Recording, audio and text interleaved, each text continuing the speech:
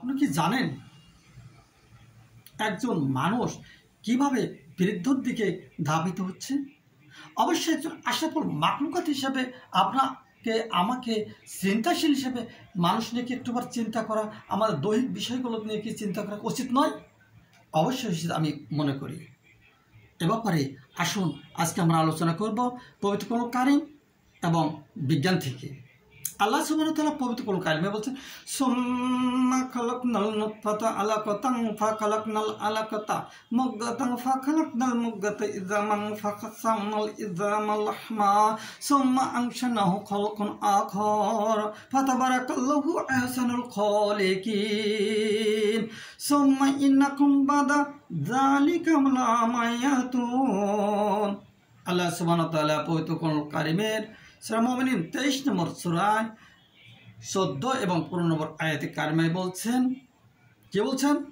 আল্লাহ বলছেন, শুক্রবিন্দুকে আমি রক্ত জমাট বাঁধা রক্তপিণ্ডতে পরিণত করি, এরপর রক্তপিণ্ডকে জমাট বাঁধা রক্তপিণ্ডকে আমি পরিণত করি মাংসপিণ্ডতে, এরপর মাংসপিণ্ড থেকে রূপান্তরিত করি হাড়ে, এরপর হাড়কে মাংস দ্বারা ঢেকে দিই, এরপর একে আরও এক রূপ দান করি। সুতরাং কেমন মহিমান্বিত সেই আল্লাহ, যিনি সর্বাপেক্ষা শ্রেষ্ঠ সৃষ্টিকর্তা। এরপর অবশ্যই সকলকে মৃত্যুবরণ করতে হবে, অর্থাৎ নির্ধারিত সময় পরে আমাদেরকে অবশ্যই মৃত্যুবরণ করতে হবে। এই সংকেতটা আল্লাহ সুবহানাহু ওয়া তাআলা দিয়েছেন এবং সৃষ্টি থেকে মৃত্যু পর্যন্ত গেছেন। আল্লাহ সুবহানাহু ওয়া তাআলা পবিত্র কোরআন কারীমে সূরা আবাসা 21 নম্বর সূরার 17 এবং 18 নম্বর আয়াতে কারিমে বলছেন, সেখানে বলছেন, কুতিলা ইনসানু মা আকফারা মিন আইশাইন খালকান মিন নুতফাতি খালকাহু ফাকাদ্দারা। আল্লাহ সুবহানাহু ওয়া তাআলা বলছে, মানুষের উপর অভিসম্পাদ, সে কত বড় অকৃতজ্ঞ, সে কি জানে তাকে কোন বস্তু সৃষ্টি করেছে? 19 নম্বর আয়াতে বলছেন, তাকে সৃষ্টি করেছেন শুক্রবিন্দু হইতে।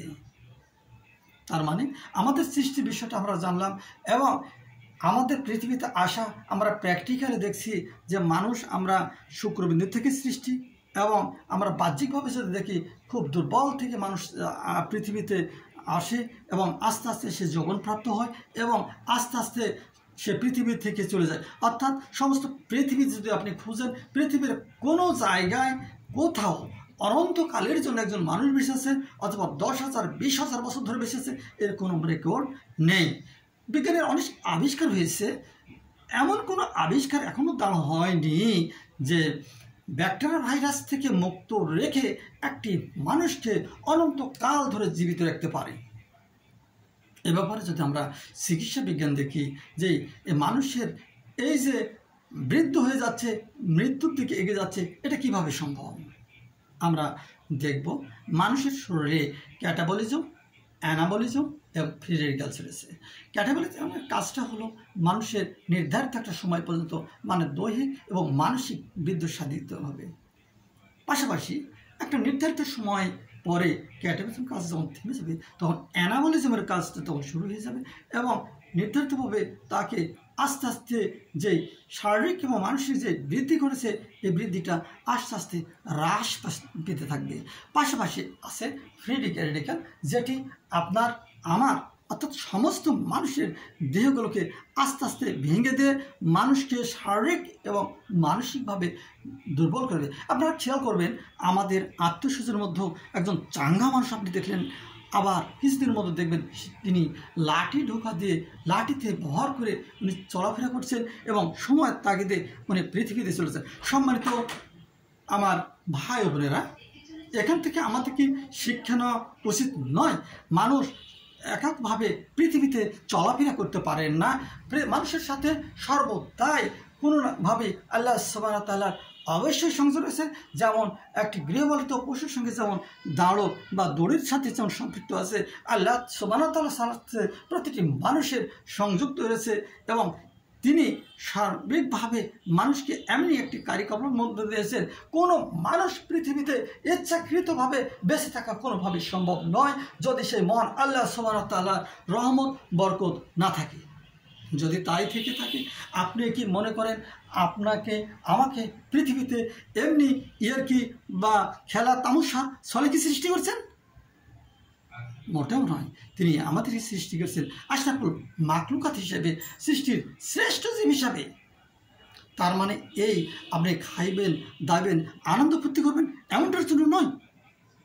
তাই আসুন আপনি আমরা আমাদের দেহ নিয়ে ভাবি, তাহলেও অবশ্যই আমরা সেই রবের অস্তিত্ব থেকে টের পাবো যে রব আমাদেরকে মহাপরিকল্পনার অংশ হিসেবে মানুষকে সৃষ্টি করেছে। অবশ্যই আমাদের সেই রবের গুণকীর্তন খেতে হবে। তাই সম্মানিত ভাই ও বোনেরা, আপনাদের প্রতি আমার উদাত্ত আহ্বান থাকবে, আসুন আমরা সেই রবের ইবাদত করে, যে রব আমাদেরকে যেটি হারাম বলেছেন এটা আমরা আমাদের জীবনের জন্য হারাম বলে মেনে নিই, আর যেটি হালাল বলেছেন সেটা আমাদের জীবনের জন্য হালাল বলে মেনে নিই, এবং রব যেভাবে আমাদেরকে তার আনুগত্য করতে বলেছেন সেইভাবে আমরা আনন্দ করতে করি। আল্লাহ সুবহানাহু ওয়া তাআলা আমাদেরকে সেই তৌফিক দান করুক। সকল আমিন। আসসালামু আলাইকুম ওয়া রাহমাতুল্লাহ।